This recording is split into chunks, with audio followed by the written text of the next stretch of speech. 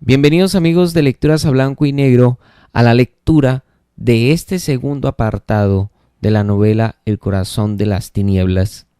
Nos vamos a encontrar con un relato bastante emocionante, diría yo, porque vamos a incursionarnos en el corazón de la selva africana. Vamos a tener un ataque a este querido barco de vapor y vamos a descubrir un personaje que tal vez en la tercera parte va a ser muy importante, pues nos dará todas las pistas sobre la historia de Kurtz, aunque nuestro querido Marlowe va a contarnos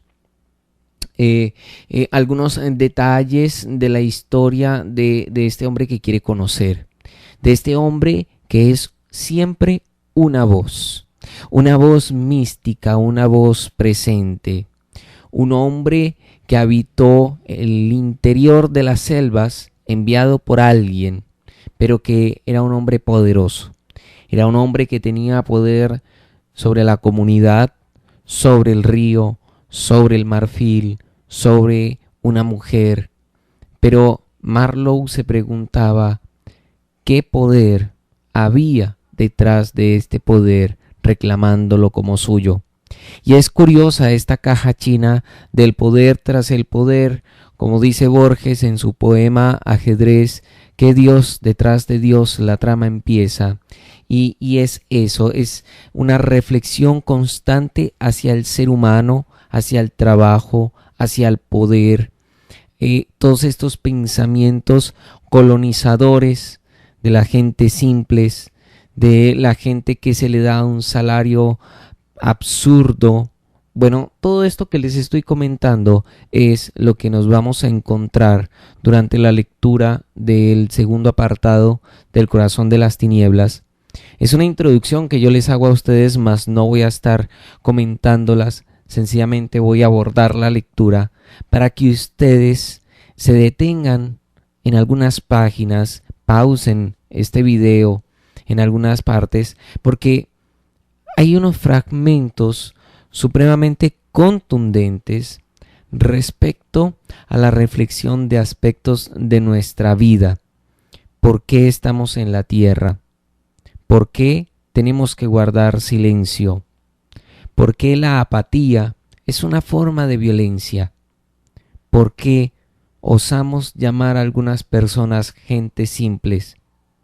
¿Cómo el desarrollo tecnológico de unas zonas del mundo hicieron o conmovieron a las personas de otras partes del mundo que no se habían desarrollado de esa manera? Y que eso, mira cómo se va relacionando también a una manera de poder. Bueno, creo que estoy ahondando aquí en ideas supremamente generales, pero que ustedes poco a poco irán descubriendo en el texto, y que es preciso que tengan un lápiz a la mano para que subrayen, para que saquen notas, conclusiones, conjeturas, pues ha sido un libro que he valorado demasiado en esta parte que vamos a leer hoy. Y sin más preámbulos, iniciemos con El corazón de las tinieblas. 2. Un atardecer, mientras yo estaba echado sobre la cubierta de mi vapor, oí voces que se acercaban y eran el sobrino y el tío que paseaban por la orilla. Recosté de nuevo la cabeza sobre el hombro y ya casi me perdía en el sueño cuando prácticamente a mi oído: soy inofensivo como un niño pequeño, pero no me gusta que me manden. Yo soy el gerente, ¿no es así? Me dieron la orden de enviarlo allá. Es increíble. Me di cuenta de que los dos estaban parados en la orilla junto a la proa del vapor, justo debajo de mi cabeza.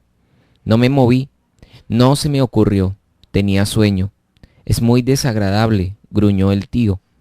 Él le pidió a la administración que lo mandara allá, dijo el otro, con la idea de mostrar lo que podía hacer, y a mí me dieron instrucciones para complacerlo. Mira las influencias que el hombre debe tener. ¿No es aterrador? Los dos estuvieron de acuerdo en que era aterrador. Después hicieron varias afirmaciones extrañas. Hace la lluvia y el buen tiempo. Un hombre, el consejo, de las narices. Pedacitos de oraciones absurdas que me quitaron el sueño, así que estaba muy despierto cuando el tío dijo: «El clima puede ayudarte con eso. ¿Estás solo allá?» «Sí», contestó el gerente. Mandó a su asistente río abajo con una nota para mí en estos términos: «Saque a este pobre diablo del país y no se moleste en mandarme a nadie más, pues prefiero estar solo que tener la clase de hombres de los que usted se desembaraza conmigo. De eso hace más de un año. ¿Te imaginas el atrevimiento?» «¿Y desde entonces nada?», preguntó el otro con voz ronca. «Marfil», se agitó el sobrino. «Cantidades, de primera clase, cantidades, pero infortunadamente de él». «¿Y qué?», preguntó el que rugía. «Facturas», disparó el otro, por así decir. Luego se hizo el silencio. Había estado hablando de Kurtz. En ese momento yo ya estaba completamente despierto, pero como estaba cómodo, me mantuve quieto, pues no tenía que cambiar de posición. «¿Cómo llegó allí ese Marfil?», gruñó el más viejo, que se oía muy molesto. El otro le explicó que había llegado con una flotilla de canoas a cargo de un empleado mestizo que Kurtz tenía, que Kurtz aparentemente había querido venir porque la factoría estaba sin bienes, sin mercancías, pero después de viajar 600 kilómetros había decidido súbitamente devolverse, lo que empezó a hacer solo en una pequeña canoa con 4 remeros, y dejó que el mestizo siguiera río abajo con el Marfil. Los dos hombres parecían asombrados de que alguien hiciera eso. No encontraban un motivo suficiente. En cuanto a mí, me pareció ver a Kurtz por primera vez. Me bastó echar un vistazo. La canoa, 4 salvajes remando, y el blanco solitario que da la espalda a la factoría principal, con alivio, pensando en casa, quizás, volviendo la cara hacia las profundidades de la selva, hacia su factoría vacía y desolada. Yo no sabía el motivo. Quizá era simplemente un buen hombre apegado a su trabajo. Su nombre, vean ustedes, no había sido pronunciado ni una vez. Era este hombre. Al mestizo que, por lo que yo podía ver, había hecho un viaje difícil con gran prudencia y valor, le decían ese bribón. El bribón había reportado que el hombre había estado muy enfermo, que no se había recuperado bien. Aquellos dos debajo de mí se movieron unos pocos pasos y comenzaron a caminar para adelante y para atrás a corta distancia. Oí: «Puesto militar, doctor, 400 kilómetros, muy solitario ahora, retrasos inevitables, 9 meses sin noticias, rumores extraños». Se acercaron otra vez justo cuando el gerente decía: «Nadie, que yo sepa, a menos que sea un comerciante aventurero, un tipo malvado que les roba marfil a los nativos». ¿De quién hablaba ahora? Por los fragmentos que oía, pude entender que era alguien que supuestamente estaba en el distrito de Kurtz y que al gerente no le gustaba. «No nos libraremos de la competencia desleal hasta que colguemos uno de esos tipos ejemplarmente», dijo. «Claro que sí», gruñó el otro. «Que lo cuelguen. ¿Por qué no? Cualquier cosa puede hacerse aquí.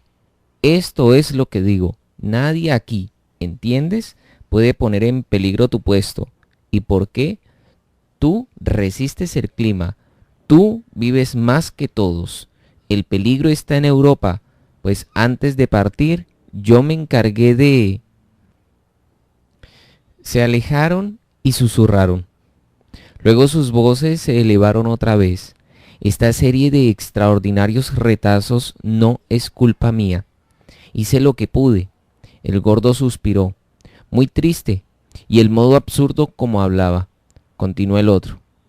«Me molestó bastante cuando estaba aquí. Cada factoría debe ser como un faro en el camino hacia las cosas mejores. Un centro de comercio, claro está, pero también para humanizar, mejorar, enseñar. Imagínate el bruto. Y quiere ser gerente. No es... Aquí se atoró por la indignación y yo levanté un poquito la cabeza. Me sorprendió ver que estaba muy cerca, justo debajo de mí. Podría haberles escupido sobre los sombreros. Miraban hacia el piso absortos en sus pensamientos. El gerente se tocaba la pierna con una ramita. Su sagaz pariente levantó la cabeza. ¿Has estado bien desde que volviste esta vez? El otro se sobresaltó. ¿Quién? ¿Yo?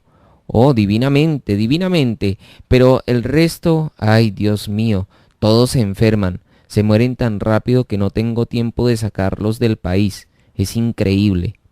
Ah, precisamente, gruñó el tío. Muchacho, confía en esto, te lo digo, confía en esto. Lo vi extender su brazo como una aleta en un gesto que abarcó la selva, el embarcadero, el barro, el río. Este gesto parecía dirigir con un ademán deshonroso ante la cara soleada de la tierra, un traicionero llamado a la muerte acechante, al mal escondido, a las profundas tinieblas de su corazón. Fue tan sorprendente que me levanté y volví a mirar hacia el borde de la selva, como si esperara una respuesta a este oscuro despliegue de confianza. Ya saben que a veces uno tiene ideas tontas. La profunda quietud confrontó a estos dos con paciencia maligna, esperando a que pasara una invasión fantástica. Los dos maldijeron al tiempo, creo que por puro miedo, y después pretendieron que no sabían nada de mi existencia y se devolvieron a la factoría. El sol estaba abajo, los dos, juntos inclinados hacia adelante, parecían arrastrar hacia arriba penosamente sus ridículas sombras desiguales que iban detrás de ellos sobre la alta hierba sin doblar ninguna brizna. A los pocos días, la expedición El Dorado se adentró en la paciente selva que se cerró sobre ella como el mar se cierra sobre un buzo. Mucho tiempo después oímos que todos los burros habían muerto. No sé nada sobre el destino de animales menos valiosos. Ellos, sin duda, como todos nosotros, encontraron lo que merecían. No pregunté. Estaba bastante emocionado por la posibilidad de conocer a Kurtz muy pronto. Digo muy pronto a modo de comparación. Cuando nos acercamos a la orilla bajo la factoría de Kurtz, hacía justamente 2 meses que habíamos dejado el embarcadero. Subir por ese río fue como viajar hacia los más remotos principios del mundo, cuando la vegetación se había adueñado de la tierra y los altos árboles eran reyes. Una corriente vacía, un gran silencio, una selva impenetrable. El aire era cálido, denso, pesado, perezoso. El sol no brillaba con alegría. Los largos tramos del camino de agua se extendían desiertos hacia la penumbra de distancias sombreadas.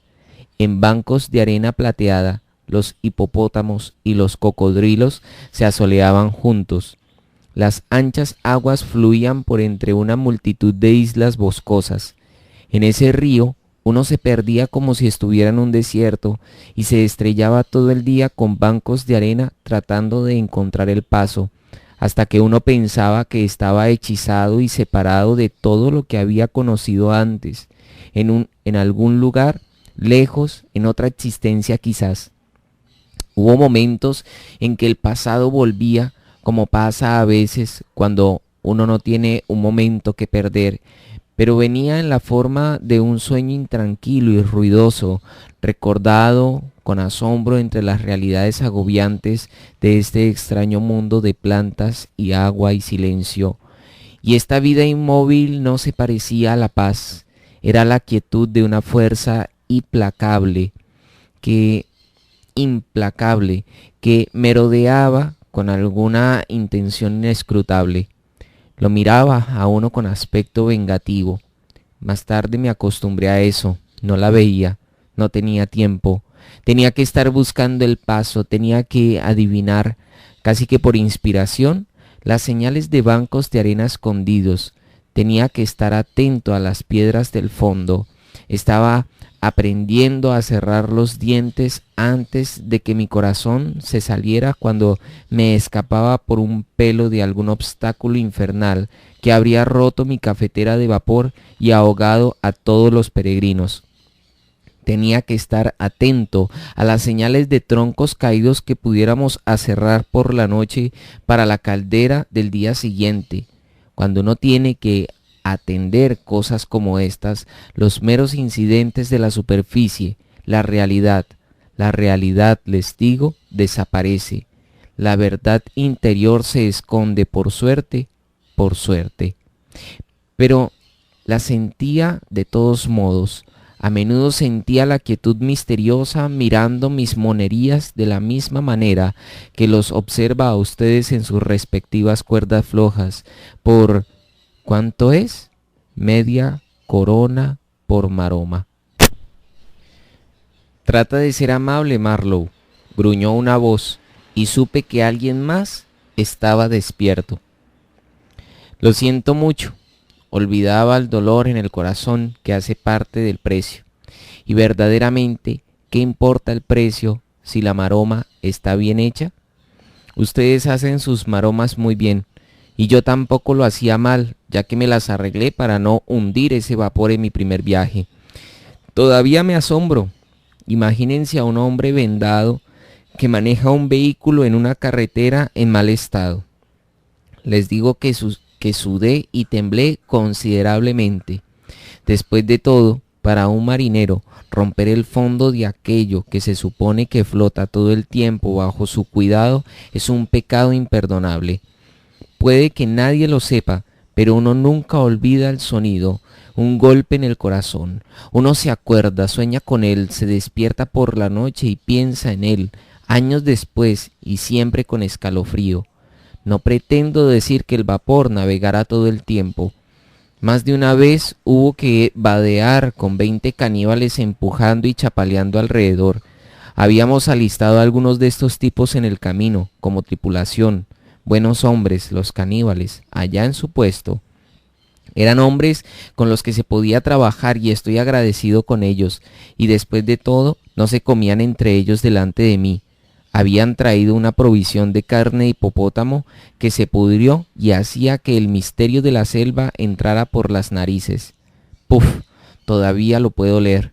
A bordo iba el gerente y 3 o 4 peregrinos con sus palos, todos completos. A veces llegábamos a alguna factoría cercana a la orilla, aferrada a las faldas de lo desconocido, y los blancos, que salían apresuradamente de casuchas en ruinas, con grandes gestos de alegría y sorpresa y bienvenida, se veían muy raros, tenían la apariencia de estar cautivos allí por medio de un hechizo. La palabra marfil sonaba en el aire un rato y seguíamos en silencio a lo largo de tramos vacíos, alrededor de meandros silenciosos, entre las altas paredes de nuestro tortuoso camino. El ritmo pesado del timón reverberando en aplausos vacíos. Árboles, millones de árboles masivos, inmensos, hacia la altura y a sus pies, abrazando la orilla contra la corriente. Iba el miserable vaporcito como un escarabajo lento que se arrastraba en el suelo de un pórtico inmenso. Se sentía uno muy pequeño, muy perdido, y sin embargo no era del todo deprimente ese sentimiento. Después de todo, si era pequeño, el escarabajo mugriento seguía arrastrándose, que era precisamente lo que se deseaba. No sé hacia dónde se imaginaban los peregrinos que se arrastraba. Hacia algún lugar donde esperaban conseguir algo, apuesto. Para mí, se arrastraba exclusivamente hacia Kursk. Cuando las tuberías empezaron a gotear, nos arrastrábamos muy despacio. Los tramos de agua se abrían ante nosotros y se cerraban detrás, como si la selva se hubiera atravesado cómodamente en el agua para evitar nuestro regreso. Penetrábamos más y más en el corazón de las tinieblas. Era muy calmado. Por la noche el sonido de tambores detrás de la cortina de árboles se deslizaba arriba y permanecía vagamente sostenido, como si volara sobre nuestras cabezas hasta que rompía la mañana. No podíamos saber si significaba guerra, paz u oración. Los anocheceres se anunciaban por el descenso de una furia quietud. Los cortadores de madera dormían, sus fogatas apenas ardían, la ruptura de una ramita nos hacía saltar. Éramos aventureros en la tierra prehistórica, en una tierra que tenía el aspecto de un planeta desconocido. Hubiéramos podido pensar que éramos los primeros hombres en tomar posesión de una herencia maldita que debía ser sometida a costa de una angustia profunda y un trabajo excesivo.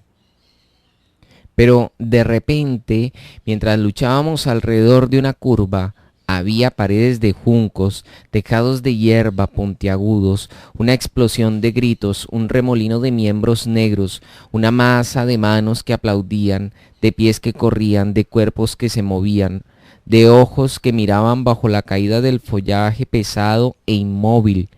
El vapor iba despacio al borde de una locura negra e incomprensible. El hombre prehistórico nos maldecía, nos rezaba, nos daba la bienvenida. ¿Quién podía saber?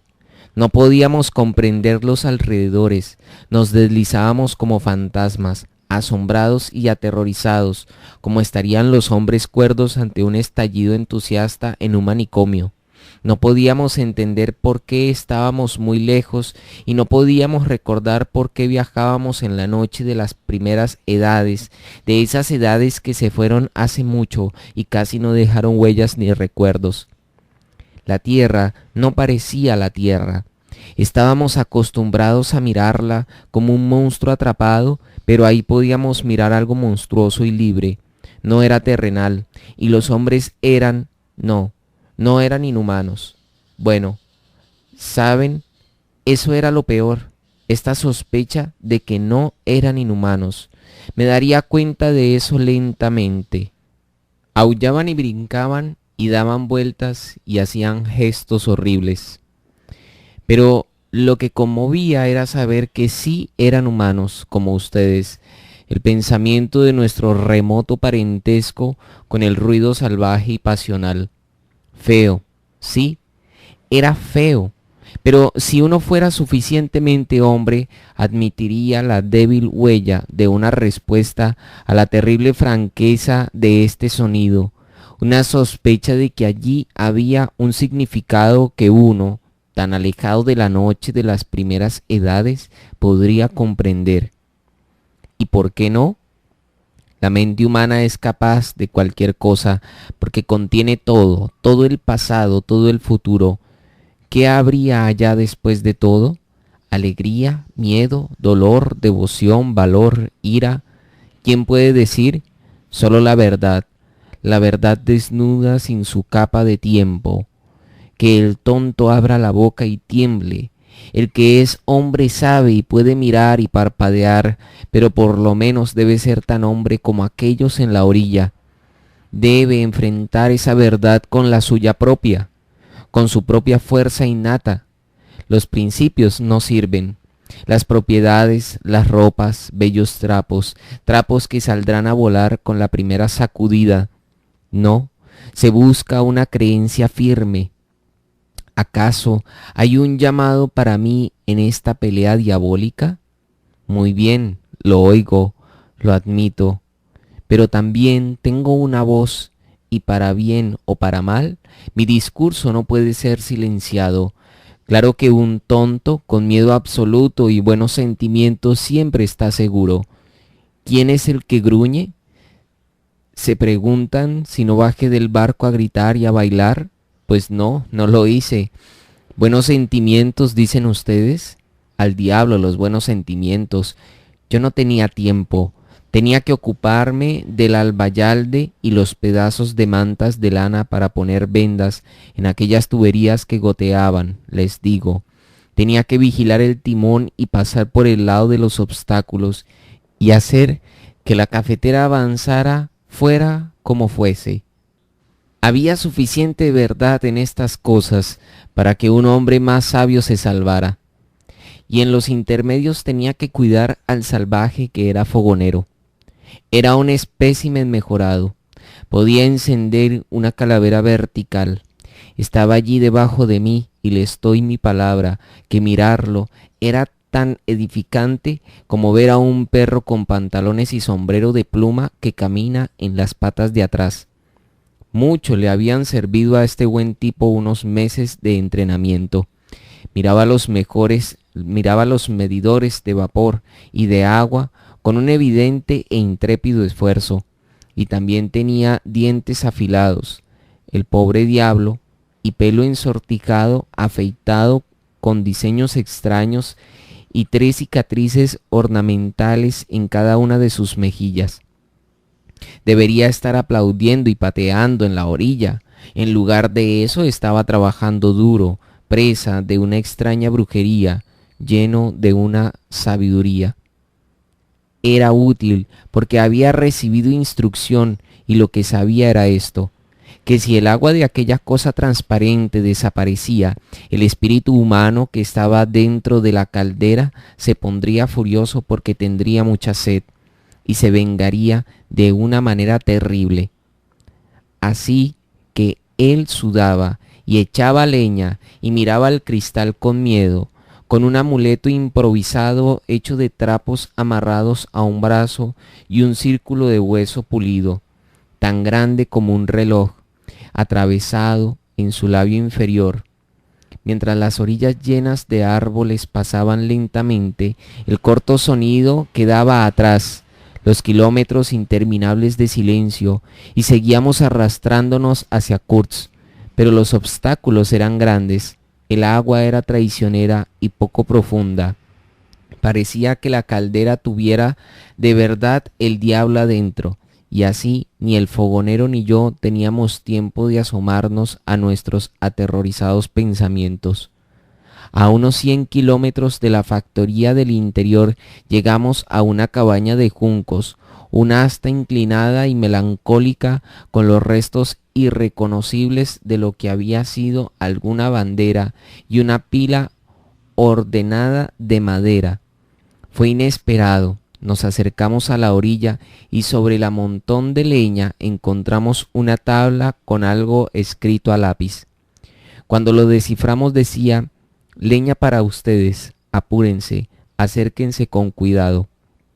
Había una firma, pero era ilegible. No era Kurtz, era una palabra más larga. Apúrense, ¿hacia dónde? ¿Río arriba? Acérquense con cuidado, no lo habíamos hecho. Pero la advertencia no podía ser acerca del lugar donde solo podía encontrarse después de acercarse. Había algo mal. ¿Pero qué y cuánto? Esa era la cuestión. Comentamos contrariados la imbecilidad de ese estilo telegráfico. Los matorrales del derredor no nos decían nada y tampoco nos dejaban ver muy lejos. Una cortina de tela roja colgaba en la puerta de la cabaña y nos pegó tristemente en la cara. La vivienda estaba desmantelada, pero podíamos ver que un blanco había vivido ahí no hace mucho. Quedaba una mesa tosca, una tabla sobre 2 palos, un montón de basura reposada en un rincón oscuro y junto a la puerta un libro que recogí. No tenía cubierta y las páginas tenían manchas de dedos, pero el lomo había sido cosido amorosamente con un hilo blanco que todavía se veía limpio. Era un hallazgo extraordinario. El título era una investigación sobre algunos aspectos de la marinería de Towson o algo así, maestro de la Armada de Su Majestad. El tema sonaba bastante aburrido, con diagramas ilustrativos y listas de cuadros y figuras, y el texto tenía 60 años. Sostuve esta asombrosa antigüedad con la mayor ternura posible para que no se deshiciera mis manos. En sus páginas, Towson o Tower investigaba ansiosamente sobre cuál era punto de quiebre de las cadenas y las poleas del barco y cosas así. No era un libro muy emocionante, pero a primera vista se podía ver que había una intención única, una preocupación honesta por el modo correcto de hacer el trabajo que hacía que estas humildes páginas, aunque fueran tan viejas, se iluminaran con más luces que las profesionales. El sencillo marinero, hablando de cadenas y tuercas, me hizo olvidar la selva y los peregrinos con una deliciosa sensación de haber encontrado algo que era verdaderamente real. Que este libro estuviera ahí ya era maravilloso, pero más asombrosas eran las notas críticas en el margen referente al texto. No podía creer lo que veía. Estaban cifradas. Sí, parecían una clave. Imagínense a un hombre que lleva consigo tal libro a esta lejanía y que lo estudia y escribe notas cifradas. Era un misterio extravagante. Por algún tiempo yo había estado vagamente consciente de un ruido preocupante y cuando levanté los ojos vi que la pila de leña había desaparecido y el gerente, ayudado por todos los peregrinos, me gritaba desde la orilla. Puse el libro en el bolsillo. Les aseguro que dejar de leer fue como arrancarme del refugio de una vieja y sólida amistad. Encendí el pobre motor de nuevo. Debe ser este comerciante miserable, este intruso, exclamó el gerente mirando con malevolencia el lugar que acabábamos de dejar. Debe ser inglés, dije. Eso no lo salvará de meterse en problemas si no tiene cuidado, masculló sobriamente el gerente. Observé con inocencia fingida que nadie estaba libre de problemas en este mundo. La corriente era más rápida ahora. El vapor parecía exhalar el último suspiro. La rueda de popa daba vueltas lánguidamente y me encontré escuchando en puntas de pie para oír el siguiente golpe de las paletas, porque la pura verdad es que esperaba que la maldita cosa se dañara en cualquier momento. Era como observar los últimos destellos de una vida, pero seguíamos deslizándonos. A veces elegía un árbol que estaba un poco delante para medir nuestro progreso hacia Kurtz, pero se me perdía invariablemente antes de que lo pasáramos. Conservar los ojos sobre una cosa por tanto tiempo requería una paciencia inhumana. El gerente mostraba una magnífica resignación. Yo me irritaba y echaba chispas y empezaba a discutir conmigo mismo pensando en hablar abiertamente con Kurtz. Pero antes de que pudiera llegar a cualquier conclusión, pensé que hablar o quedarme en silencio, cualquier acción mía sería inútil. ¿Qué importaba lo que alguien supiera o ignorara? ¿Qué importaba quién era el gerente? A veces uno vislumbra estas verdades. La parte esencial de este asunto yacía profundamente bajo la superficie, lejos de mi alcance y más allá de mi poder de acción. Hacia el atardecer del segundo día deberíamos estar a unos 20 kilómetros de la factoría de Kurtz. Yo quería seguir, pero el gerente se veía serio y me dijo que la navegación allí era tan peligrosa que era aconsejable quedarnos donde estábamos hasta la mañana siguiente, pues el sol ya había bajado. Más aún, señaló que si íbamos a hacer caso de la advertencia de acercarnos con cautela, deberíamos aproximarnos a la luz del día, no al atardecer ni en la noche. Esto era razonable. 20 kilómetros significaban casi 3 horas de navegación, y también podía yo ver unas ondas sospechosas al final del tramo. Sin embargo, me molestó mucho la demora de manera muy racional, ya que una noche más no importaba tanto después de todos esos meses. Cuando teníamos mucha leña y teníamos que ser cautos, detuve el barco en la mitad de la corriente. El tramo era angosto, recto, con altas laderas como si fuera la carrilera de un tren cortada en la montaña. El crepúsculo planeaba encima mucho antes de que el sol se hubiera puesto. El agua corría suave y rápida, pero en las orillas había una muda inmovilidad. Los árboles vivos, enlazados por las trepadoras y por cada matorral, parecían volverse de piedra hasta la ramita más delicada, hasta la hoja más ligera. No estaba soñando, no se veía natural. Como un estado de trance, no se oía ni el más ligero sonido de ninguna clase. Uno miraba asombrado y empezaba a sospechar si estaba sordo, Entonces la noche bajó súbitamente y quedamos ciegos también.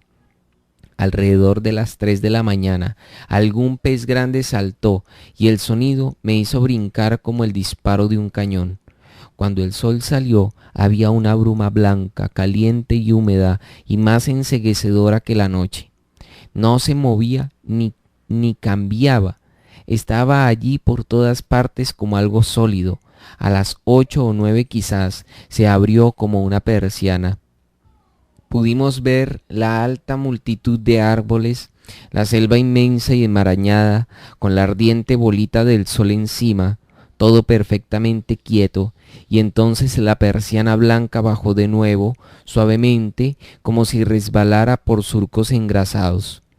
Di la orden de que soltaran la cadena, que ya habíamos comenzado a levantar antes de que dejara de traquetear con un sonido sordo. Un grito muy fuerte, como de desolación infinita, se elevó lentamente en el aire opaco. Cesó.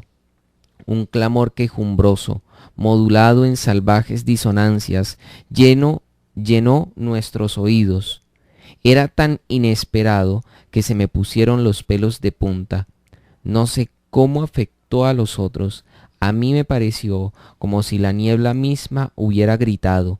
Así se elevó este estruendo tumultuoso y lúgubre, tan súbitamente y al parecer desde todos lados. Culminó con un rápido estallido de alaridos excesivos, casi intolerables, que se detuvieron dejándonos tiesos en varias poses ridículas y escuchando obstinadamente el silencio completo y casi tan aterrador. Dios mío, ¿qué significa? Tartamudeó junto a mí uno de los peregrinos, un hombrecito gordo con pelo color de arena y bigotes rojos, que usaba botas y pijama rosada metida dentro de las medias. Otros dos estuvieron con la boca abierta un minuto entero, después corrieron hacia la pequeña cabina para salir apresuradamente y pararse con ojos asustados, con Winchesters listos en las manos. Lo único que podíamos ver era el vapor en el que estábamos, su perfil borroso como si fuera a disolver, y alrededor una nublada cinta de agua tal vez de 60 centímetros de ancho, y eso era todo. El resto del mundo no estaba, no lo podíamos ver ni escuchar, no estaba. Se había ido, desaparecido, barrido, sin dejar ni un murmullo ni una sombra detrás. Seguí adelante y ordené que subieran la cadena para elevar el ancla y mover el vapor rápidamente si era necesario. ¿Atacarán?, murmuró una voz asustada. Nos van a masacrar en esta niebla, murmuró otra. Las caras se retorcían por la angustia, las manos temblaban ligeramente, los ojos no parpadeaban. Era muy curioso ver el contraste entre las expresiones de los blancos y la de los negros de nuestra tripulación, que eran tan extranjeros en esa parte del río como nosotros, aunque sus hogares estaban solo a 1600 kilómetros. Los blancos, claro que muy descompuestos, tenían además la curiosa apariencia de estar dolorosamente impresionados por un ruido tan escandaloso. Los otros tenían una expresión alerta, naturalmente interesada, pero sus caras estaban esencialmente tranquilas, incluso las de aquel o aquellos dos que sonreían mientras alaban la cadena. Varios intercambiaron breves gruñidos que parecían arreglar el asunto a su satisfacción. Su jefe, un negro joven de pecho amplio, severamente envuelto en tela azul oscura con flecos, con narices feroces y el pelo peinado artísticamente en círculos aceitosos, se paró junto a mí. «Ajá», le dije por mera camaradería. «Agárrenlos», chasqueó abriendo los ojos enrojecidos y con un destello de dientes agudos. «Agárrelos, entréguenoslos». «¿A ustedes?», pregunté. «¿Qué harían con ellos?». «Comerlos», dijo cortante y apoyando el codo en la baranda. Miró hacia la niebla con una actitud digna y profundamente pensativa. Yo me hubiera horrorizado, como era de esperar, si no hubiera pensado que él y sus compañeros debían tener mucha hambre. Quizás desde el mes pasado no comían nada. Los habían contratado por 6 meses. Creo que ninguno de ellos tenía una idea clara del tiempo como tenemos nosotros después de edades incontables. Ellos todavía pertenecían a los principios del tiempo, no habían acumulado experiencia que les enseñara.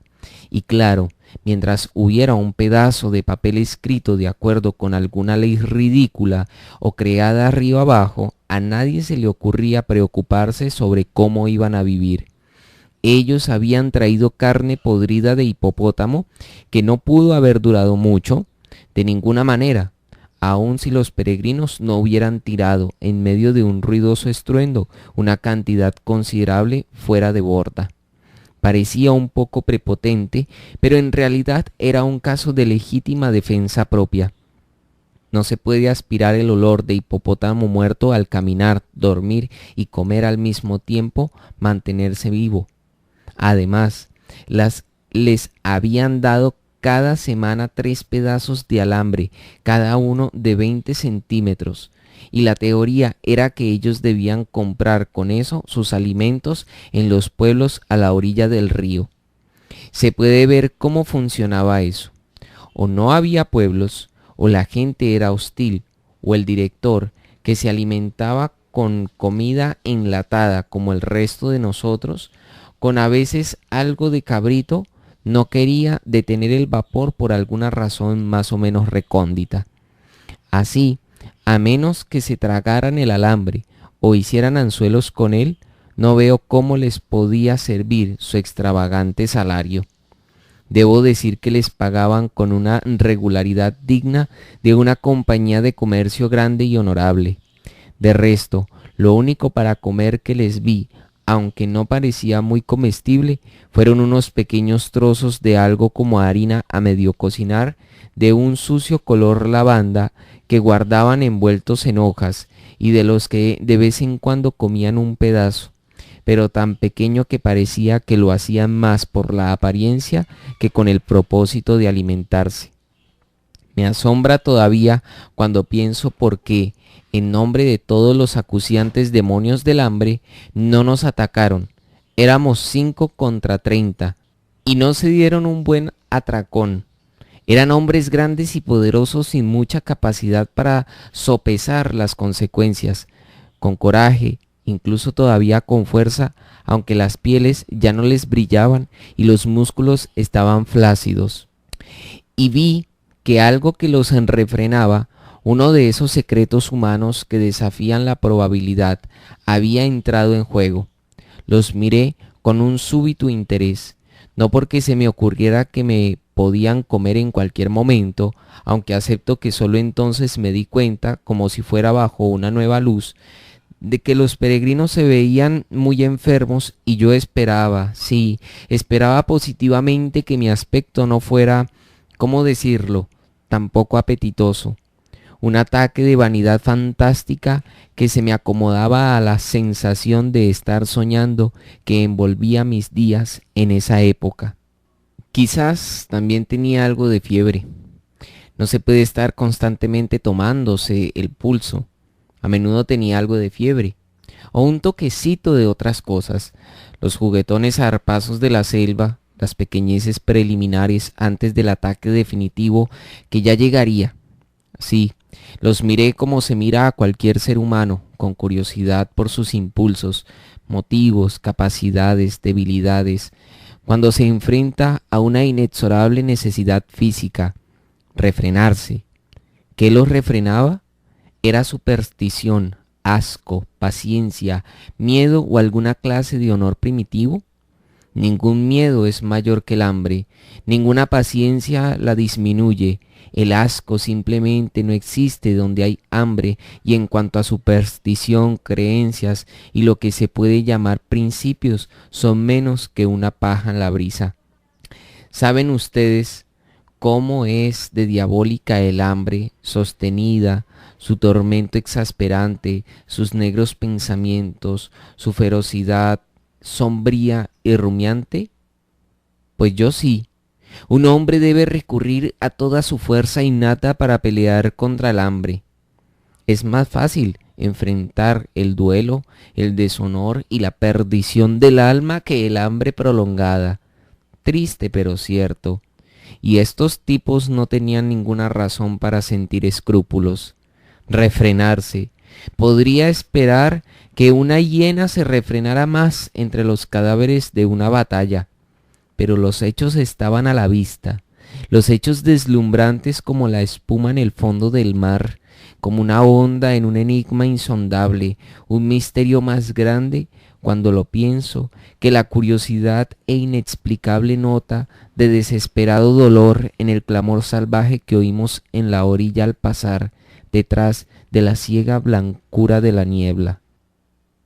Dos peregrinos peleaban en apurados susurros sobre cuál orilla, la izquierda. No, no, ¿cómo puedes? La derecha, claro. Esto es muy serio, dijo la voz del gerente detrás de mí. Me sentiría desolado si algo le pasara al señor Kors antes de que llegáramos. Lo miré y no tuve la menor duda de que era sincero. Solamente era la clase de hombre que quisiera preservar las apariencias. Esa era su restricción, pero cuando murmuró algo sobre ir allá de una vez, ni siquiera me tomé el trabajo de contestarle. Yo sabía y él sabía que era imposible. Si perdíamos nuestro anclaje estaríamos absolutamente en el aire, en el espacio. No podríamos saber hacia dónde íbamos, si río abajo o río arriba o al través, hasta que diéramos contra una orilla u otra, y al principio no sabríamos cuál. Claro que no nos movimos. No quería un estrellón. No pueden imaginarse un lugar más mortal para un naufragio. Si nos hundíamos rápido o no, moriríamos rápidamente de una u otra manera. Lo autorizo a tomar todos los riesgos, dijo él después de un corto silencio. Me niego a tomar ninguno, dije cortante, que era justamente la respuesta que él esperaba, aunque su tono lo hubiera sorprendido. Bueno, debo ceder ante su juicio. Usted es el capitán, dijo con gran decencia. Moví el hombro en señal de aprecio y miré hacia la niebla. ¿Cuánto podría durar? La respuesta era desesperanzadora.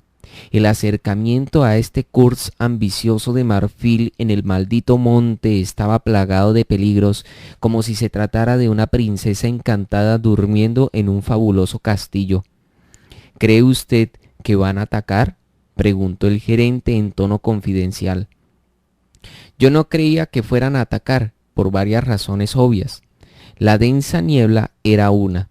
Si abandonaban la orilla en las canoas, se perderían del mismo modo que nosotros si intentábamos movernos. Pero yo también había creído que la selva en ambas orillas era bastante impenetrable, y sin embargo allí había ojos que no habían visto.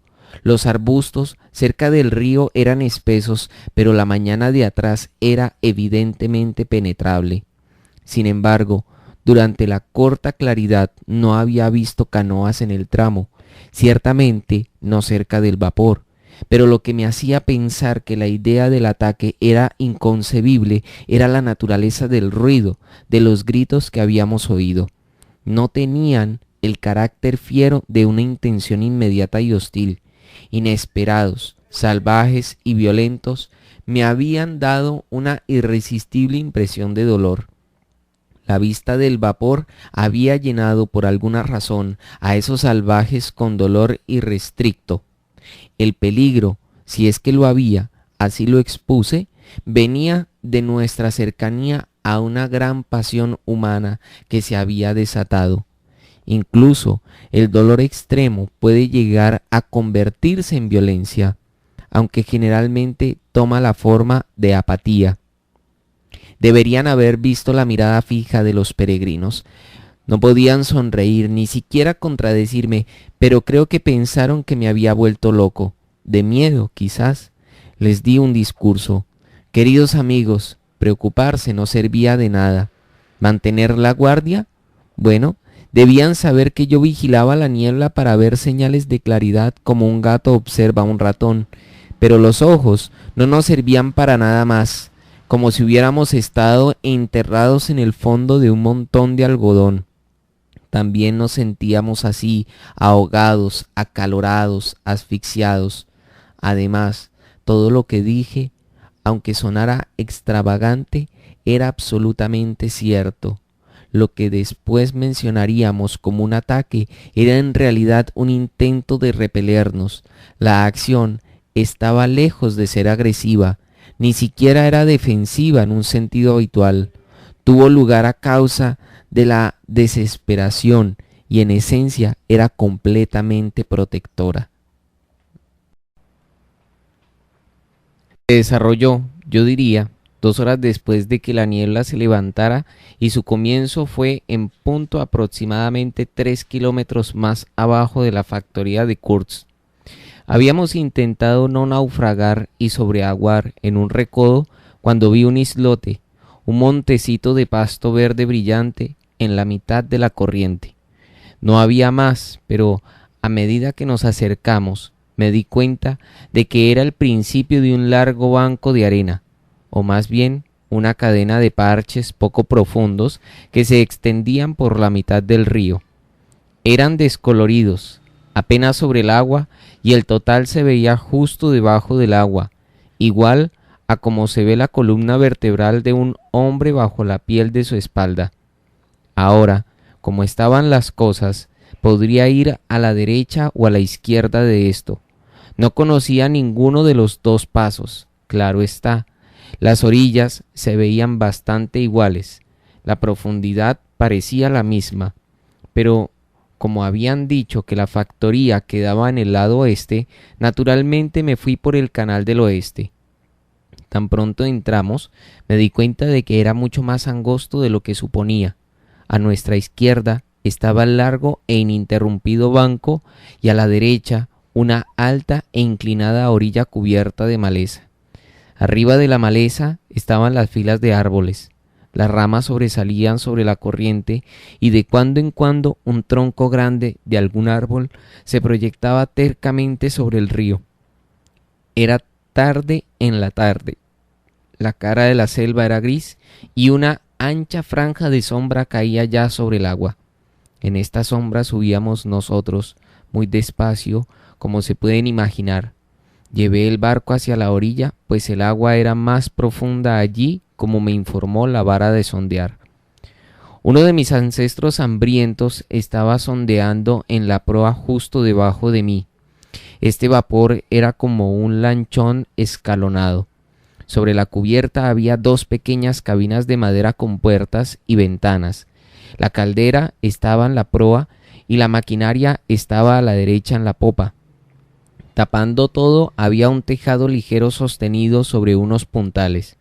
La chimenea pasaba a través del tejado y frente a la chimenea un cuarto pequeño construido de tablas delgadas. Era la cabina del piloto. Tenía un diván, 2 taburetes, un Martini Henry recostado contra un rincón, una mesita y el timón. Tenía una puerta grande al frente y ventanas amplias a los lados. Estas estaban siempre abiertas, claro está.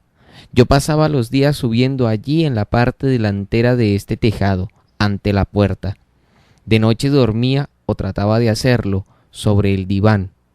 Un negro atlético de alguna tribu de la costa, y entrenado por mi pobre predecesor, era el timonel. Usaba un par de aretes de cobre y una tela azul amarrada a la cintura que le caía hasta los tobillos y era muy presumido.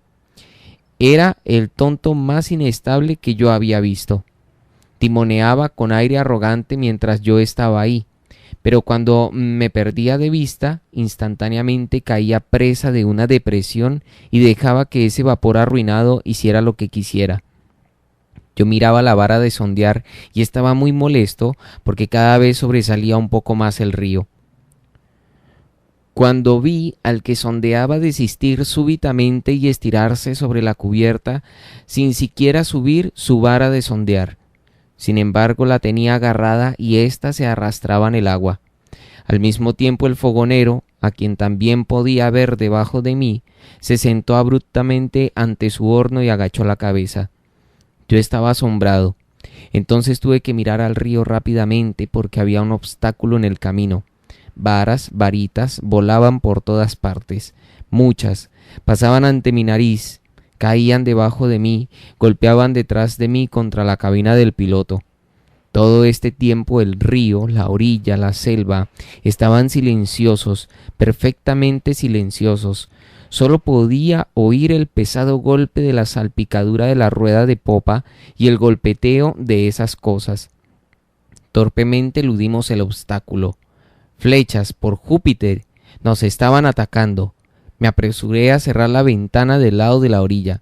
El tonto timonel, con las manos en el timón, levantaba las rodillas, pataleaba, abría y cerraba la boca como un caballo con las riendas cortas. ¡Al demonio con él! Y nos acercábamos a 5 metros de la orilla. Tuve que inclinarme hacia afuera para cerrar el pesado postigo y vi un rostro entre las hojas al nivel del mío mirándome fiera y fijamente. Y entonces de repente, como si hubiera caído un velo de mis ojos, pude ver en la profundidad de la sombra enmarañada pechos, brazos y piernas desnudos, ojos ardientes. El monte estaba lleno de miembros humanos en movimiento, brillantes de color de bronce. Las ramas temblaban, se movían y crujían. Las flechas salían de allí y entonces pude cerrar el postigo. «Manténganlo derecho», le dije al timonel. Tenía la cara rígida hacia el frente, pero volteaba los ojos, levantaba y bajaba los pies lentamente y tenía espuma en la boca. «Quédese quieto», le dije con furia. Fue igual que ordenarle a un árbol que no se moviera con el viento. Rápidamente salí. Debajo había gran ruido de pies sobre la cubierta metálica, exclamaciones confusas. Una voz gritó: «¿Se puede devolver?». Vi una onda en forma de V en el agua delante de nosotros. ¿Qué? Otro obstáculo. Bajo mis pies estallaron los fusiles. Los peregrinos habían salido con sus Winchester y simplemente estaba dándole plomo al monte. Muchísimo humo subía y se movía hacia adelante. Lo maldije. Ahora no podía ver ni la onda ni el obstáculo. Me quedé en la puerta mirando y las flechas llegaban en enjambres. Podían estar envenenadas, pero parecían inofensivas, incluso para un gato. El monte empezó a aullar. Nuestros cortadores de leña se levantaron dando un grito de guerra. El ruido de un rifle a mi espalda me ensordeció. Miré por encima del hombro y la cabina del piloto estaba todavía llena de ruido y humo cuando me lancé a agarrar el timón. El negro tonto había soltado todo para abrir la ventana y disparar el Martini Henry. Estaba deslumbrante ante la ventana abierta y le grité que volviera mientras enderezaba la vuelta que estaba dando el vapor.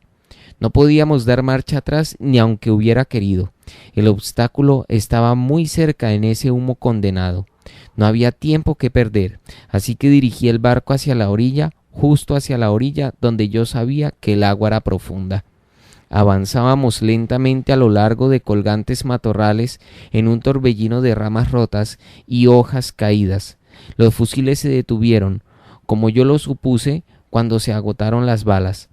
Eché la cabeza hacia atrás ante un destello que pasó zumbando rápidamente desde una ventana hasta la otra, detrás del timonel loco que sacudía el rifle vacío y gritaba hacia la orilla. Vi vagas formas de hombres que corrían encorvados, saltando, deslizándose, indistintos, incompletos, evanescentes.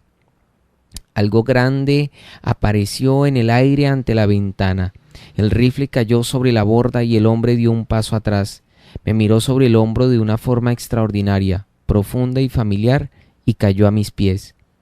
Golpeó el timón con la cabeza 2 veces y el final de lo que parecía ser una vara larga tropezó y cayó sobre uno de los pequeños taburetes. Parecía como si después de arrancarle esa cosa a alguien que estaba en la orilla, él hubiera perdido el equilibrio. El humo había desaparecido. Ya habíamos pasado el obstáculo y mirando hacia adelante pude ver que en unos 50 metros podía alejarme de la orilla, pero sentí los pies tan húmedos y calientes que tuve que mirar para abajo. El hombre estaba de espaldas y me miraba fijamente. Con ambas manos agarraba esa vara. Era el mango de una lanza que que disparaba o agarrada a través de la ventana lo había herido en el costado justo debajo de las costillas.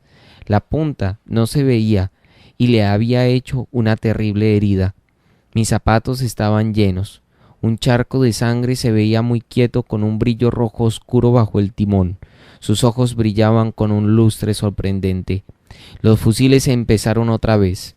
Me miraba ansiosamente, agarrando la lanza como algo precioso, con un aire de tener miedo de que yo tratara de quitársela. Tuve que hacer un esfuerzo para apartar mis ojos y mirar el timón. Con una mano sobre la cabeza tiré de la cuerda del silbato del vapor y lancé silbido tras silbido desesperadamente. El tumulto de los gritos furiosos de guerra se detuvo de inmediato, y entonces, desde la espesura de la selva, salió un quejido trémulo y prolongado de miedo lúgubre y desesperación total, como se oiría después de que la última esperanza sobre la tierra desapareciera. Hubo gran conmoción en el monte. La lluvia de flechas se detuvo. Unos pocos disparos sonaron. Después, el silencio en el cual el lánguido golpe de la rueda de popa llegaba a mis oídos. Puse el timón a estribor en el momento en el que Peregrino de pijama rosada, muy rojo y agitado, apareció en el umbral. «Me manda el gerente», dijo con un tono oficial, y se detuvo bruscamente. «Dios mío», dijo mirando al hombre herido.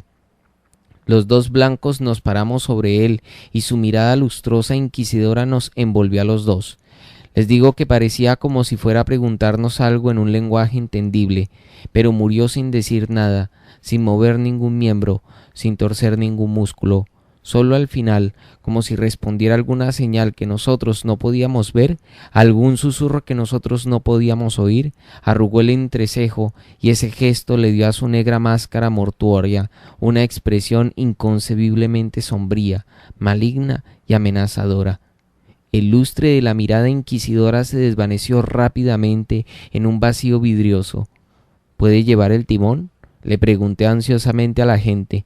Él dudó, pero lo agarré del brazo y entendió que tenía que hacerlo quisiera o no. Para decirles la verdad, estaba morbosamente ansioso por cambiarme los zapatos y las medias. «Está muerto», murmuró el tipo, inmensamente impresionado. «No hay duda», dije, mientras alaba como loco los cordones de los zapatos. «Y de paso supongo que el señor Kurz también está muerto ahora». Por el momento ese era el pensamiento dominante. Tenía una sensación de absoluta desilusión, como si hubiera entendido que había estado persiguiendo algo que no existía. No hubiera podido entrar más disgustado si hubiera viajado todo ese tiempo con el único propósito de hablar con el señor Kurz. Lancé un zapato por la borda y me di cuenta de que eso era exactamente lo que yo quería, hablar con Kurz. Hice el extraño descubrimiento de que nunca me lo había imaginado haciendo, ¿saben?, sino hablando. No me decía a mí mismo, ahora nunca lo voy a ver o ahora nunca lo voy a estrechar su mano, sino ahora nunca lo voy a oír. El hombre aparecía como una voz. Yo no lo conectaba con ninguna clase de acción. ¿Acaso no me habían dicho con envidia y admiración que él había recogido, intercambiado, robado, estafado más marfil que cualquier otro agente? Ese no era el punto, sino que era una criatura dotada y que de todas sus dotes, la que sobresalía predominantemente, la que llevaba un sentido de presencia radical, era su habilidad para hablar, sus palabras, el don de la expresión apabullante, iluminador, el más exaltado y el más despreciable, un vibrante arroyo de luz o un flujo engañoso desde el corazón de tinieblas impenetrables. El otro zapato salió volando hacia el dios demonio de aquel río. Pensé, por Júpiter, se acabó, llegamos muy tarde, ha desaparecido, el don ha desaparecido, por medio de una lanza, flecha o mazo. Nunca oiré hablar al tipo después de todo, y mi pesar contenía una extravagante emoción, tal como la que había notado en el aullido doliente de los salvajes en el monte. No habría sentido mayor desesperación solitaria si hubiera perdido mis creencias o me hubiera perdido del destino de mi vida. ¿Por qué alguien suspira de esa manera? ¿Absurdo? Pues sí, absurdo. Por Dios, es que uno no puede... Por favor, tenme tabaco. Hubo una pausa de profunda quietud. Después un fósforo alumbró la cara delgada de Marlowe, gastada, hundida, con arrugas y párpados caídos, con aspecto de atención concentrada que, mientras aspiraba su pipa con fuerza, parecía retirarse y avanzar en la noche, a la vacilante luz de la llamita. El fósforo se apagó. «¡Absurdo!», gritó. «Esto es lo peor del tratar de contar.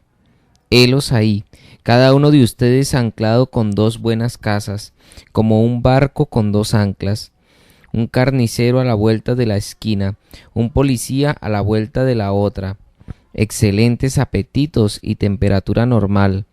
Eso he oído durante todo el año, y me dicen absurdo. Al diablo, absurdo, absurdo. Queridos amigos, ¿qué pueden esperar de un hombre que por puro nerviosismo ha tirado sobre la borda un par de zapatos nuevos? Ahora que lo pienso, es asombroso que no rompiera en llanto. Estoy orgulloso de mi fortaleza después de todo. Estaba destrozado por la idea de haber perdido el privilegio inestimable de escuchar al dotado Kurtz. Claro que estaba equivocado. El privilegio me estaba esperando. Ah, sí, oí más que suficiente. Y también tenía razón. Una voz, casi que no era más que una voz, y lo oí, a él, a la voz, a otras voces. Todos ellos no eran casi nada más que unas voces, y el recuerdo de ese tiempo perdura a mi alrededor como una vibración agonizante de un alboroto inmenso, tonto, atroz, sórdido, salvaje o simplemente malvado, sin ningún sentido. Voces, voces. Incluso la muchacha ahora estuvo callada durante largo tiempo. Finalmente puse a descansar el fantasma de sus dones con una mentira. Comenzó súbitamente. La muchacha. ¿Qué? ¿Mencioné a la muchacha? Oh, ella está fuera de esto completamente. Ellas, hablo de las mujeres, están fuera de esto. Deben estar fuera de esto. Debemos ayudarlas a que se queden en ese bello mundo de ellas para que el nuestro no empeore. Ella tenía que estar fuera de esto. Si hubieran oído al cuerpo desenterrado del señor Kurtz, cuando decía mi prometida, se hubieran dado cuenta de que ella estaba por completo fuera de esto. Y el gran hueso frontal del señor Kurtz. Dicen que el pelo sigue creciendo a veces, pero este espécimen estaba impresionantemente calvo. La selva le había acariciado la cabeza y he aquí que era como una bola de marfil lo había acariciado y él se había marchitado. Lo había tomado, amado, abrazado, se había metido en sus venas, había consumido su carne y encerrado su alma en sí misma por medio de las ceremonias inconcebibles de alguna iniciación demoníaca. Era su mimado favorito. ¿Marfil? Claro que sí. Montes, pilas de marfil. La cabaña de adobe estaba a reventar de marfil. Uno hubiera pensado que no quedaba ni un solo colmillo ni arriba ni debajo del suelo en todo el territorio. Casi todo es fósil, había dicho el gerente con desdén. Más fósil era yo, pero lo llaman fósil cuando lo han desenterrado. Parece que estos negros entierran los colmillos a veces, pero claro que no podían enterrar esta cantidad con suficiente profundidad como para salvar al dotado señor Kurtz de su destino. Llenamos el vapor con el marfil y tuvimos que apilarlo sobre la cubierta. Así él podría mirar y gozar mientras pudiera ver, porque apreció el marfil hasta el último momento. Deberían haberlo oído decir mi marfil. Sí, yo lo oí. Mi prometida, mi marfil, mi factoría, mi río, mi... todo era él. Pero eso no era nada. La cosa era saber quién era él. Cuántos poderes de las tinieblas lo reclamaban como suyo. Esa era la reflexión aterradora. Era imposible y no era bueno tratar de imaginar. Ocupaba un alto lugar entre los demonios de esa tierra. Quiero decir literalmente. Ustedes no entienden. ¿Cómo podrían hacerlo? Con pavimento sólido bajo los pies, rodeados de amables vecinos dispuestos a animarlos o a caer sobre ustedes, caminando con cuidado entre el carnicero y el policía, en el terror sagrado del escándalo y la horca, y los asilos de locos. ¿Cómo pueden imaginarse a qué región de los primeros tiempos pueden llevar a un hombre los pies sin control por el camino de la soledad, la completa soledad sin un policía? Por el camino del silencio, el silencio completo donde ninguna voz de ningún vecino amable pueda oírse susurrando la opinión pública. Estas pequeñas cosas marcan la gran diferencia. Cuando no están, uno debe apoyarse sobre la propia fuerza innata, sobre la propia capacidad de mantenerse fiel. Claro que uno puede ser muy tonto para equivocarse, muy tonto incluso para saber que lo están atacando los poderes de las tinieblas. Creo que ningún tonto hizo jamás un trato con el diablo. El tonto es demasiado tonto, o el diablo demasiado diablo, no sé. O uno puede ser una criatura tan exaltada que esté ciega y sorda para todo lo que no sean signos y sonidos celestiales. Entonces la tierra es solo un lugar de paso y no voy a juzgar si esto es pérdida o ganancia. Pero la mayoría de nosotros no somos ni lo uno ni lo otro. La tierra es para nosotros un lugar para vivir, donde debemos aguantar visiones, sonidos, olores también. Por Júpiter, respirar hipopótamo muerto, por así decirlo, y no contaminarnos. Y ahí, ¿no lo ven? Entra en juego la propia fuerza, la fe en la propia habilidad para cavar agujeros en los cuales enterrar allí la podredumbre, el poder de la entrega, no a uno mismo, sino al trabajo insignificante y agotador, y eso es bastante difícil, créanme. No estoy tratando de excusar ni de explicar, estoy tratando de entender al señor Kurtz, a la sombra del señor Kurtz. Aquel fantasma venido del fondo de la nada me honró con su asombrosa confianza antes de desaparecer del todo. Esto era porque podía hablar inglés conmigo. El Kurtz original se había educado parcialmente en Inglaterra y, como lo decía él mismo, sus simpatías estaban en lugar correcto. Su madre era mitad inglesa, su padre mitad francés. Toda Europa había contribuido para fabricar a Kurtz, y también supe que de manera muy apropiada la Sociedad Internacional para la Supresión de las Costumbres Salvajes lo había encargado de que hiciera un reporte para Guía Futura. Él lo había escrito, lo he visto, lo he leído. Era elocuente, se expresaba con elocuencia, pero era demasiado exaltado, creo. Había encontrado tiempo para redactar 17 páginas de apretada escritura. Pero esto debió ser antes de que sus, digamos, nervios se enfermaran y lo hicieran presidir ciertas danzas de medianoche que terminaban con ritos indescriptibles, los cuales, según he podido inferir a mi pesar de acuerdo con lo que he oído, era en su honor, el de él, ¿entienden? En honor del mismo señor Kurtz, pero era un documento muy bien escrito. Sin embargo, el párrafo inicial a la luz de posterior información, me parece ahora siniestro. Empezaba con el argumento de que nosotros los blancos, desde el punto de vista del desarrollo al que hemos llegado, necesariamente debemos parecerles a los salvajes, seres sobrenaturales. Nos acercamos a ellos con el poder de una deidad, etcétera, etcétera. Por un simple ejercicio de nuestra voluntad podemos ejercer poder para el bien prácticamente ilimitado, etcétera, etcétera. Desde allí empezaba y me arrastró con él. La argumentación era magnífica, aunque difícil de recordar. Me dio la idea de una inmensidad exótica regida por una benevolencia augusta. Me hizo temblar de entusiasmo. Era el poder sin límite de la elocuencia, de las palabras, de ardientes palabras nobles. Nada sugería interrumpir la mágica corriente de frases, a menos que una nota al pie de la última página, garrapateada mucho después con mano temblorosa, pueda mirarse como la exposición de un método. Era muy simple, y al final de este conmovedor llamado a los sentimientos altruistas ardía luminosa y terrible como un rayo en un cielo sereno. Hay que exterminar a estos brutos.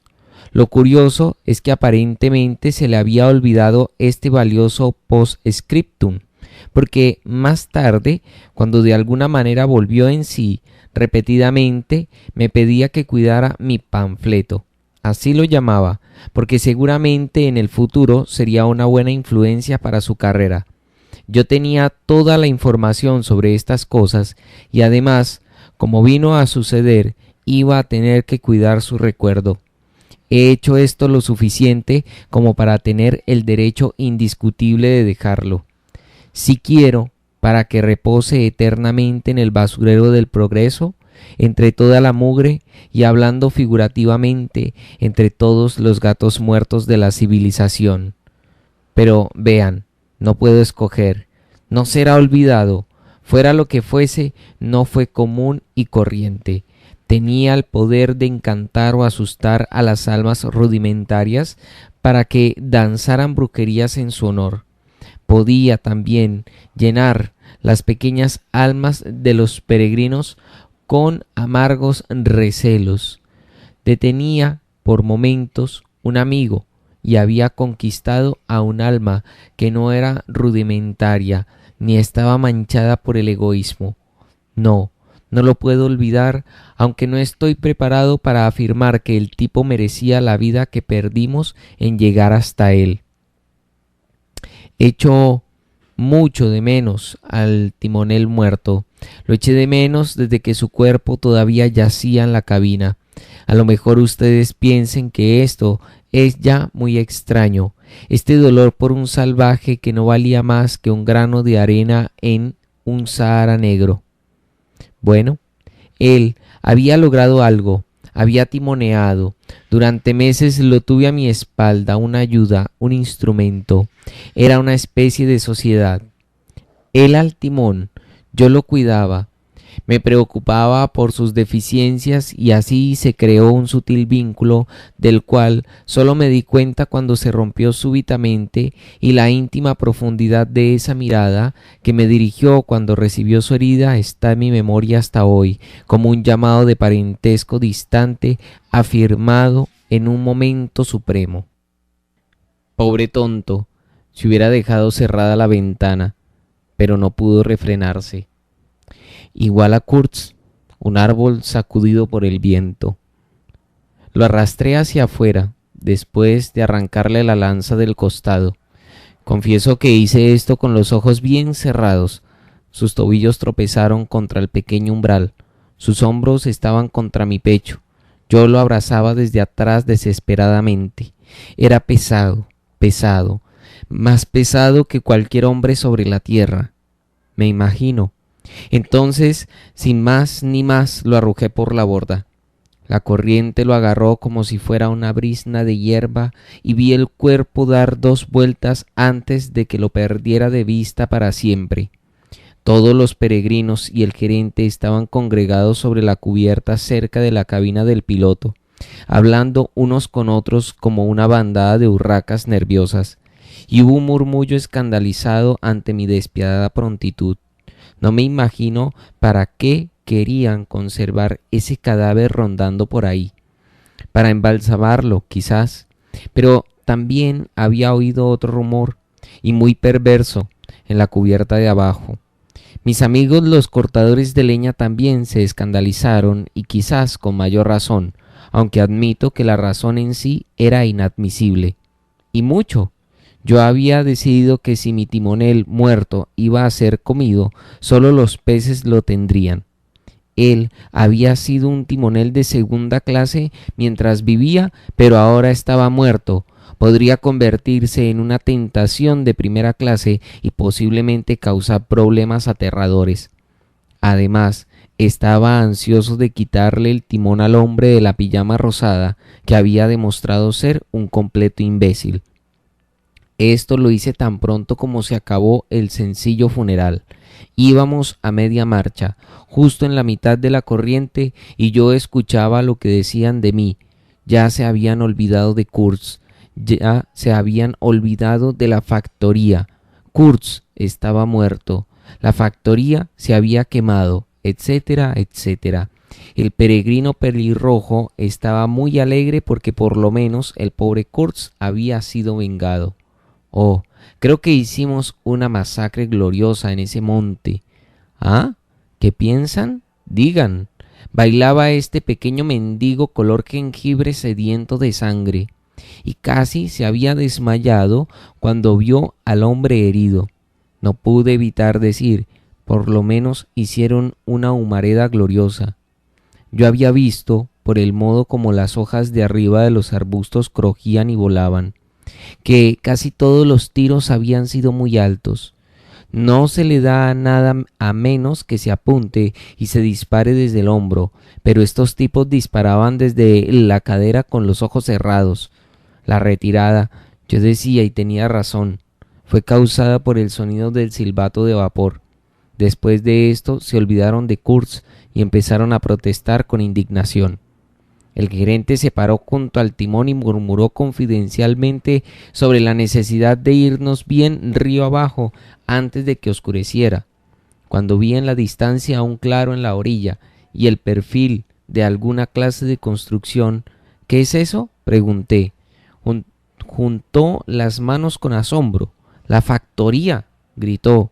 Llevé el barco a la orilla, todavía a media marcha. A través de mis binóculos pude ver la falda de una colina sembrada de escasos árboles y perfectamente desmalezada. En la cima, una edificación grande y en ruinas estaba enterrada entre el pasto alto. Grandes huecos negros en su tejado puntiagudo se veía desde lejos. La selva y los árboles conformaban el telón de fondo.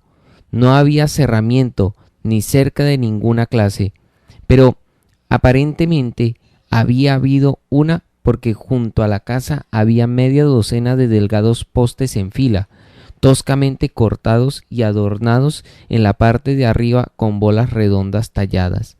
Los travesaños, o lo que tuvieran entre ellos, habían desaparecido. La selva rodeaba todo eso. La orilla estaba sola y al pie del agua vi a un hombre blanco bajo un sombrero como la rueda de una carretilla, que nos llamaba insistentemente con todo el brazo. Al examinar el borde de la selva arriba y abajo, yo estaba casi seguro de ver movimientos, formas humanas que se deslizaban aquí y allá. Me dirigí hacia allá con prudencia. Detuve las máquinas y dejé que el barco se acercara. El hombre en la orilla empezó a gritar pidiéndonos que fuéramos a tierra. «¡Nos atacaron!», gritó el gerente. Lo sé, todo está bien», gritó el otro de vuelta, completamente alegre. «Vengan, todo está bien, me alegra». Su aspecto me recordó algo que había visto, algo gracioso que había visto en alguna parte. Mientras maniobraba para quedar cerca a la orilla, me preguntaba, ¿a quién se parece este tipo? De repente me di cuenta, parecía un arlequín. Sus ropas estaban hechas de tela café, pero estaba cubierta por todas partes con parches, con vistosos parches azules, rojos y amarillos, parches en la espalda, parches en el frente, parches en los codos, en las rodillas, la chaqueta con costuras de colores, bordes rojos en la orilla de los pantalones, y el sol lo hacía ver extremadamente alegre y perfectamente limpio, porque se podía ver que todos los parches se habían cosido muy bien.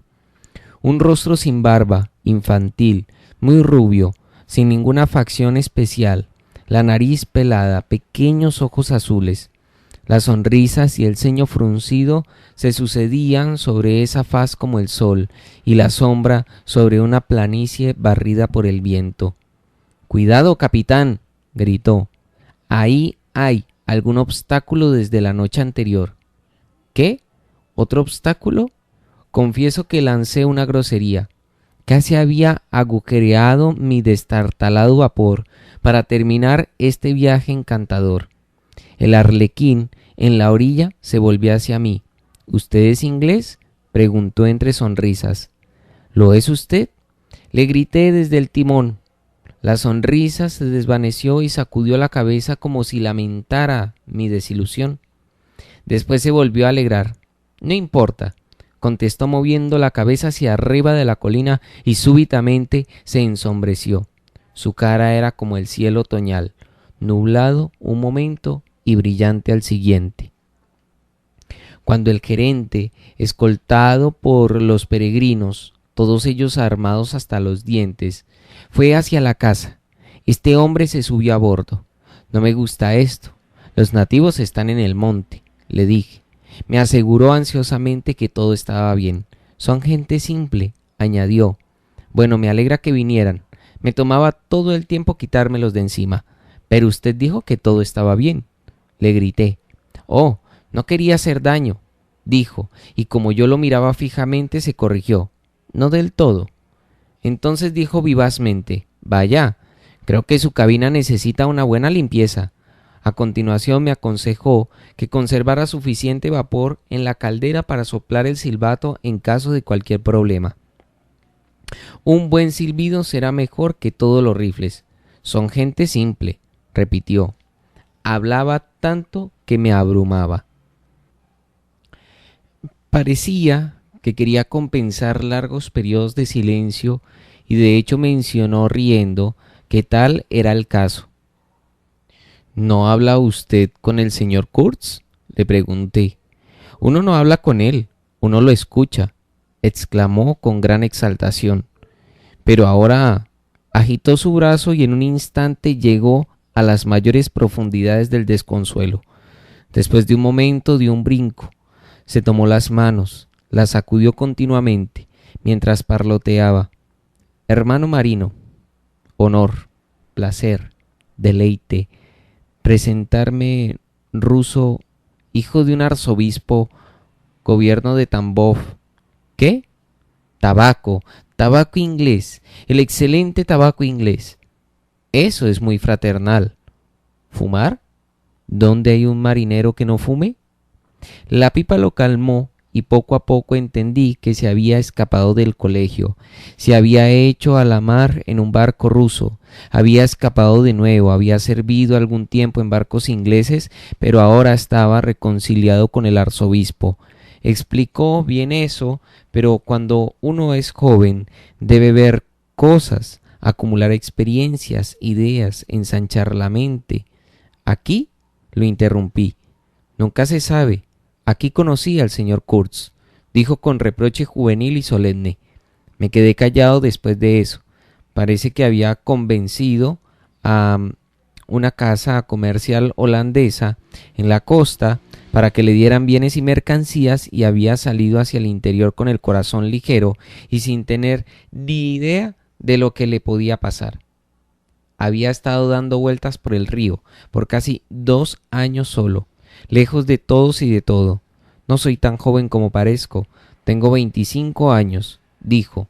Al principio el viejo Van Schuiten me mandó al diablo, contaba con gran gozo.